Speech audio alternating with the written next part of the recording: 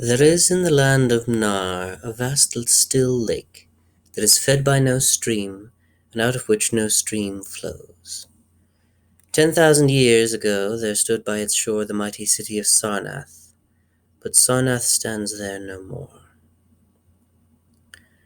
It is told that in the immemorial years when the world was young, before ever the men of Sarnath came to the land of Mnar, another city stood beside the lake, the grey stone city of Ib, which was old as the lake itself, and peopled with beings not pleasing to behold. Very odd and ugly were these beings, as indeed are most beings of a world yet inchoate and rudely fashioned. It is written on the brick cylinders of Cadatharon that the beings of Ib were in hue as green as the lake and the mists that rise above it, that they had bulging eyes, pouting, flabby lips, and curious ears, and were without voice. It is also written that they descended one night from the moon in a mist, they and the vast, still lake and grey stone city Ib. However this may be, it is certain that they worshipped a sea-green stone idol, chiseled in the likeness of Bokrug, the great water lizard, before which they danced horribly when the moon was gibbous.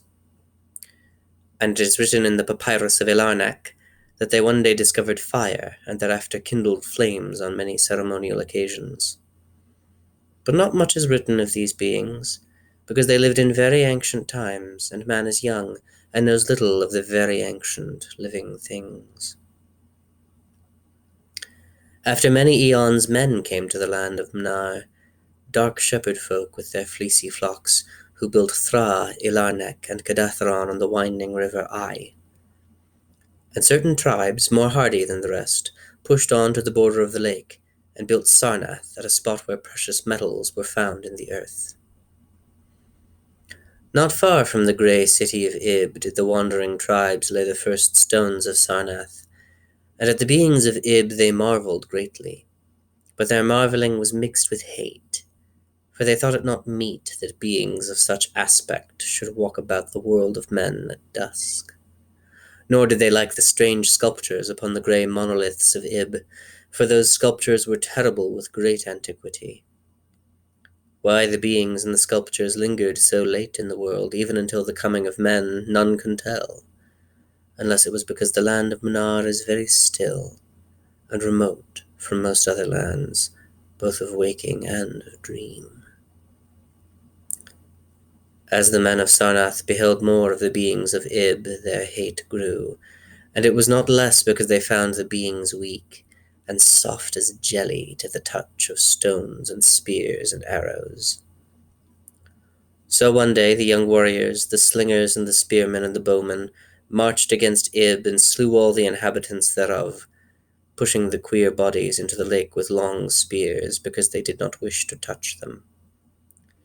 And because they did not like the grey sculptured monoliths of Ib, they cast these also into the lake, wondering from the greatness of the labour how ever the stones were brought from afar, as they must have been, since there is naught like them in all the land of Mnar, or in the lands adjacent. Thus of the very ancient city of Ib was nothing spared, save the sea-green stone idol chiselled in the likeness of Bokrug, the water lizard. This the young warriors took back with them to Sarnath, as a symbol of conquest over the old gods and beings of Ib, and a sign of leadership in Mnar. But on the night after it was set up in the temple, a terrible thing must have happened, for weird lights were seen over the lake, and in the morning the people found the idol gone, and the high priest Taran Ish lying dead as from some fear unspeakable. And before he died, Taran Ish had scrawled upon the altar of chrysolite with coarse shaky strokes the sign of doom. After Taran Ish there were many high priests in Sarnath, but never was the sea-green stone idol found. And many centuries came and went, wherein Sarnath prospered exceedingly, so that only priests and old women remembered what Taran Ish had scrawled upon the altar of chrysolite. Betwixt Sarnath and the city of Elarnak arose a caravan route, and the precious metals from the earth were exchanged for other metals, and rare cloths, and jewels, and books, and tools for artificers, and all things of luxury that are known to the people who dwell along the winding river Ai and beyond. So Sarnath waxed mighty, and learned, and beautiful, and sent forth conquering armies to subdue the neighboring cities. And in time there sate upon a throne in Sarnath the kings of all the land of Mnar, and of many lands adjacent. The wonder of the world and the pride of all mankind was Sarnath the Magnificent. Of polished, desert-quarried marble were its walls, in height 300 cubits, and in breadth 75, so that chariots might pass each other as men drave them along the top. For full 500 stadia did they run, being open only on the side toward the lake, where a sea-green stone wall kept back the waves that rose oddly once a year at the festival of the destroying of Ib. In Sarnath were 50 streets from the lake to the gates of the caravans, and 50 more intersecting them. With onyx were they paved, save those whereon the horses and camels and elephants trod, which were paved with granite. And the gates of Sarnath were as many as the landward ends of the streets, each of bronze and flanked by the figures of lions and elephants, carven from some stone no longer known among men. The houses of Sarnath were of glazed brick and chalcedony, each having its walled garden and crystal lakelet. With strange art were they builded, for no other city had houses like them, and travellers from Thra and Ilarnak and Cadathron marvelled at the shining domes wherewith they were surmounted. But more marvellous still were the palaces and the temples and the gardens made by Zokhar the Olden king. There were many palaces, the least of which were mightier than any in Thra or Ilarnak or Cadathron. So high were they that one within might sometimes fancy himself beneath only the sky. Yet when lighted with torches dipped in the oil of Dothur, their walls shewed vast paintings of kings and armies, of a splendour at once inspiring and stupefying to the beholder. Many were the pillars of the palaces, all of tinted marble and carven into designs of surpassing beauty. And in most of the palaces and floors were mosaics of beryl and lapis lazuli and sardonyx and carbuncle and other choice materials, so disposed that the beholder might fancy himself walking over beds of the rarest flowers. And there were likewise fountains, which cast scented waters about in pleasing jets arranged with cunning art. Outshining all others was the palace of the kings of Mnar and of the lands adjacent. On a pair of golden crouching lions rested the throne, many steps above the gleaming floor, and it was wrought of one piece of ivory, though no man lives who knows whence so vast a piece could have come.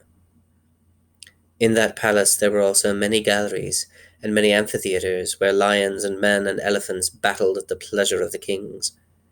Sometimes the amphitheatres were flooded with water conveyed from the lake in mighty aqueducts, and then were enacted stirring sea fights, or combats betwixt swimmers and deadly marine things. Lofty and amazing were the 17 tower-like temples of Sarnath, fashioned of a bright multicolored stone not known elsewhere. A full 1,000 cubits high stood the greatest among them, wherein the high priests dwelt with a magnificence scarce less than that of the kings. On the ground were halls as vast and splendid as those of the palaces, where gathered throngs in worship of Zo-Kalar and Tamash and Lobon, the chief gods of Sarnath, whose incense enveloped shrines were as the thrones of monarchs. Not like the icons of other gods were those of Zo-Kalar and Tamash and Lobon, for so close to life were they, that one might swear the graceful bearded gods themselves sate on the ivory thrones.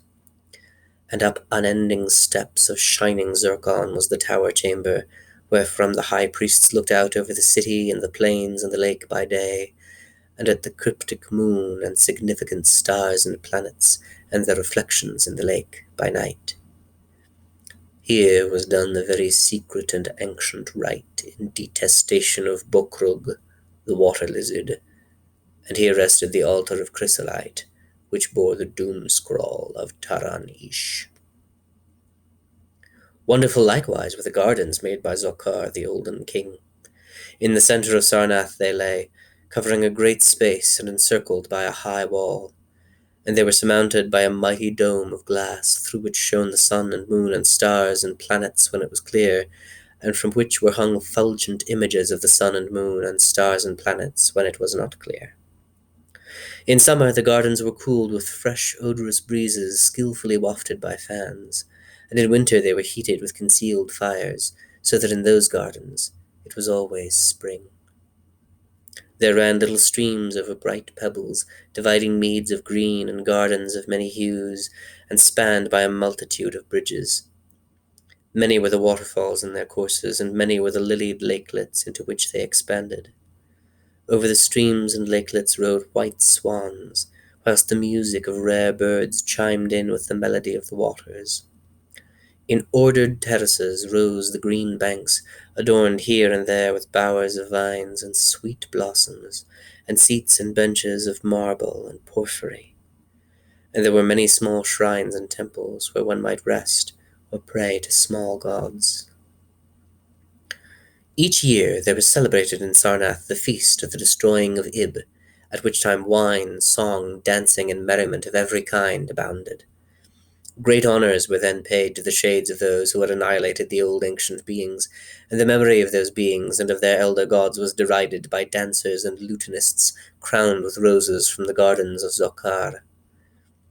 And the kings would look out over the lake and curse the bones of the dead that lay beneath it. At first the high priests liked not these festivals, for there had descended amongst them queer tales of how the sea-green icon had vanished, and how Taran-Ish had died from fear and left a warning. And they said that from their high tower they sometimes saw lights beneath the waters of the lake. But as many years passed without calamity, even the priests laughed and cursed and joined in the orgies of the feasters. Indeed, hadn't they not themselves in their high tower often performed the very ancient and secret rite in detestation of Bokrug, the water lizard? And 1,000 years of riches and delight passed over Sarnath, wonder of the world, and pride of all mankind. Gorgeous beyond thought was the feast of the 1,000th year of the destroying of Ib. For a decade had it been talked of in the land of Mnar, and as it grew nigh there came to Sarnath on horses and camels and elephants men from Thra, Ilarnak, and Kadathron, and all the cities of Mnar and the lands beyond.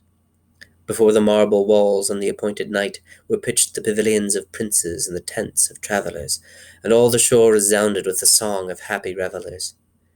Within his banquet hall reclined Nagas Hey, the king, drunken with ancient wine from the vaults of conquered Pnath, and surrounded by feasting nobles and hurrying slaves. There were eaten many strange delicacies at that feast. Peacocks from the isles of Nariel in the middle ocean, young goats from the distant hills of Implan, heels of camels from the Bnazik desert, nuts and spices from Sadathrian groves, and pearls from wave-washed Mtal, dissolved in the vinegar of Thra. Of sauces there were an untold number, prepared by the subtlest cooks in all Mnar, and suited to the palate of each feaster. But most prized of all the viands were the great fishes from the lake, each of vast size, and served up on golden platters set with rubies and diamonds. Whilst the king and his nobles feasted within the palace, and viewed the crowning dishes that awaited them on golden platters, others feasted elsewhere. In the tower of the great temple the priests held revels, and in pavilions without the walls the princes of neighboring lands made merry. And it was the high priest Gnai Ka who first saw the shadows that descended from the gibbous moon into the lake, and the damnable green mists that arose from the lake to meet the moon, and to shroud in a sinister haze the towers and the domes of fated Sarnath. Thereafter those in the towers and without the walls beheld strange lights on the water, and saw that the grey rock Akurion, which was wont to rear high above it near the shore, was almost submerged. And fear grew vaguely yet swiftly, so that the princes of Ilarnak and of Far Rokol took down and folded their tents and pavilions, and departed for the river Ai, though they scarce knew the reason for their departing. Then, close to the hour of midnight, all the bronze gates of Sarnath burst open, and emptied forth a frenzied throng that blackened the plain, so that all the visiting princes and travellers fled away in fright. For on the faces of this throng was writ a madness born of horror unendurable, and on their tongues were words so terrible that no hearer paused for proof. Men whose eyes were wild with fear shrieked aloud of the sight within the king's banquet hall, where through the windows were seen no longer the forms of Nargis Hay and his nobles and slaves, but a horde of indescribable green voiceless things with bulging eyes, pouting flabby lips, and curious ears. Things which danced horribly, bearing in their paws golden platters set with rubies and diamonds containing uncouth flames. And the princes and travellers, as they fled from the doomed city of Sarnath on horses and camels and elephants, looked again upon the mist-begetting lake, and saw the grey rock Akurion was quite submerged. Through all the land of Mnar and the lands adjacent spread the tales of those who had fled from Sarnath, and caravans sought that accursed city and its precious metals no more. It was long ere any traveller went thither, and even then only the brave and adventurous young man of distant Falona dared make the journey.